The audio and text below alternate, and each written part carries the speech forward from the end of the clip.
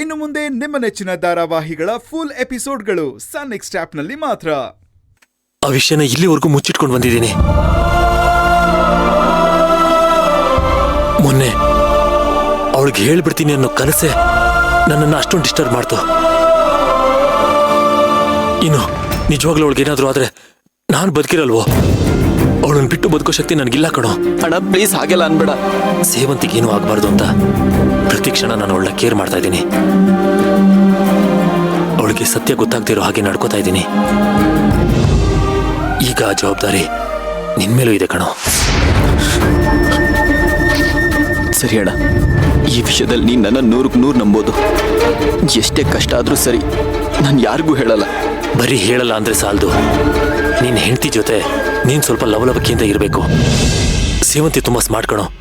ಅವಳು ಇಂಥ ಸೂಕ್ಷ್ಮನೆಲ್ಲ ಬೇಗ ಅರ್ಥ ಮಾಡ್ಕೋತಾಳೆ.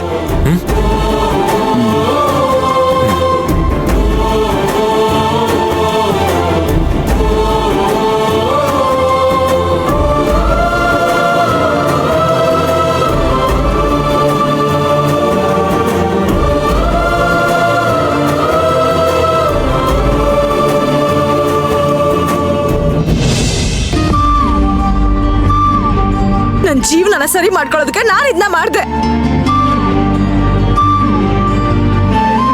ಇದಕ್ಕೆಲ್ಲ ಕಾರಣ ನೀನೇ ಸೇವಂತಿ.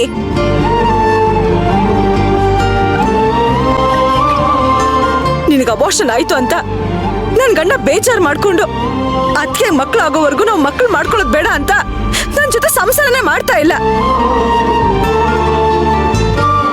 ತಾಯಿ ಆಗ್ಬೇಕು ಅಂತ ನನಗೆ ಆಸೆ ಇರಲ್ವಾ? ಇವಾಗ ಹೇಳಿ, ನಾನ್ ಮಾಡಿದ ತಪ್ಪ?